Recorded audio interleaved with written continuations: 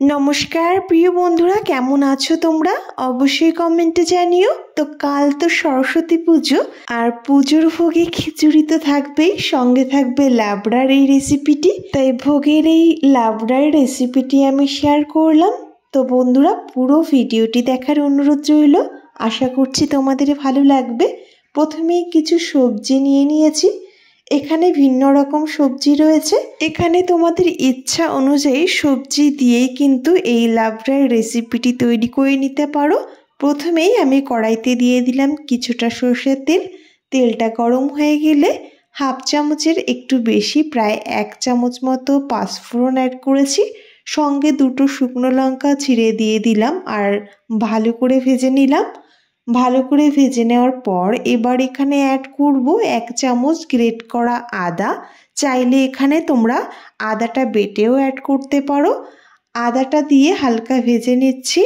আর হালকা ভাজা হয়ে গেলে যখন এরকম লালচে রং ধরে যাবে, দিয়ে দিচ্ছি কেটে নেওয়া কাঁচা লঙ্কা। লঙ্কাটা আমি চিড়ে অ্যাড করেছি। লঙ্কাটা তেলের উপর হালকা নেড়ে চেড়েই সব সবজিগুলো অ্যাড করে দেব। তো এখানে আমি বেগুন, কুমড়ো, কলা, ফুলকপি, এমনি কপি, সিম, গাজর, তারই সঙ্গে এখানে আরও কিছু সবজি অ্যাড করব। তবে এই সবজিগুলো দিয়ে প্রথম আমি নেড়ে চেড়ে মিশিয়ে নিলাম। আর স্বাদ অনুযায়ী লবণ, হলুদটাও অ্যাড করে দেব। একটু টাইম ধরে প্রথম তেলের সঙ্গে ভালো করে মিশিয়ে নিতে হবে। তারপর স্বাদ অনুযায়ী লবণ, হলুদ আর সামান্য লাল লঙ্কার গুঁড়ো অ্যাড করেছি। তোমাদের স্বাদ অনুযায়ী লঙ্কাটা অবশ্যই দিয়ে দেবে। আবারও ভালো করে লবণ, হলুদ আর লাল লঙ্কা দিয়ে ভালো করে মিশিয়ে নেব। একটু টাইম ধরে ভালো করে মিশিয়ে নিয়েছি। দেখতেই পারছো ভালো করে মেশানো হয়েছে। এবার ঢাকা দিয়ে দিচ্ছি। আঁচটাকে মিডিয়ামে রেখে কিছু সময় ঢাকা দিয়ে জাল করে নিয়েছি।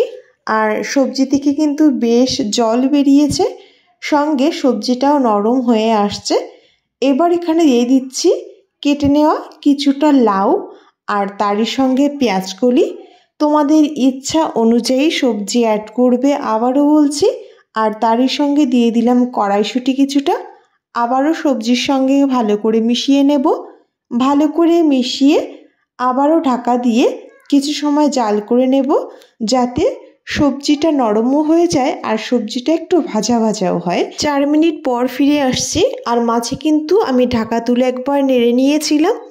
তো দেখো, এই অবস্থায় সবজিগুলো কিন্তু খুব ভালো ভাজা হয়েছে আর কালারটাও কিন্তু বেশ চেঞ্জ হয়ে আসছে। সবজিটাকে একটু ভাজা ভাজা করে নিতে হবে। একটু ভাজা ভাজা করে নেওয়ার পর এখানে একটা টমেটো দিয়ে দিলাম। টমেটোটাকে 4 ভাগ করে নিয়েছি। আর তারই সঙ্গে এই সবজিগুলোকে একটু নরম করে নেওয়ার জন্য, যাতে তাড়াতাড়ি নরম হয়ে যায়, তার জন্য অ্যাড করে দেব সামান্য জল। জলটা দিলে খুব দ্রুত সবজিগুলো নরম হয়ে যাবে আর রান্নাটা করতেও কিন্তু একদম অল্প সময় লাগবে। অল্প জলই অ্যাড করেছি। আবারও খুন্তির সাহায্যে ভালো করে নেড়েচেড়ে মিশিয়ে নিলাম। ঢাকা দিয়ে আঁচটাকে লো করে কিছু সময় জাল করে নেব। মিনিমাম 2 মিনিট মতো ঢাকা দিয়ে জাল করে নিচ্ছি। ফিরে আসছি 2 মিনিট পর। আর এই অবস্থায় দেখো সবজিটা কিন্তু একদমই নরম হয়ে গেছে আর জলের পরিমাণ তখনও কিছুটা রয়েছে। এবার খোলা অবস্থায় কিছু সময় জাল করে সবজিটাকে একটু শুকনো করে নিতে হবে। এইভাবে মাঝে মধ্যে নেড়েচেড়ে আঁচটাকে মিডিয়ামে রেখে আমি 3 থেকে 4 মিনিট জাল করে নিয়েছি।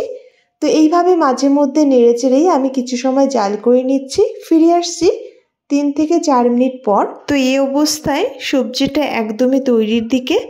আর লাবড়াটা কিন্তু এইভাবে যদি তৈরি করা হয় খেতে খুবই ভালো লাগে। তো এইভাবে আমি আরও 2-3 মিনিট জাল করে নিয়েছি আর সব সবজিগুলো ভালো করে মিশিয়ে নিয়েছি।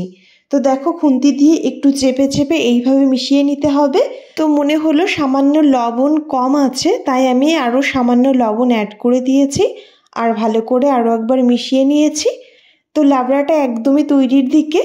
একদম শেষে তোমরা চাইলে 1 চামচ ঘি অ্যাড করতে পারো।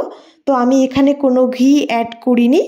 আর লাবড়াটা নর্মালি এতটা সুস্বাদু হয়েছিল বন্ধুরা। তোমাদের ঘরে যে সবজি আছে সেই সবজি দিয়েই তৈরি করতে পারো।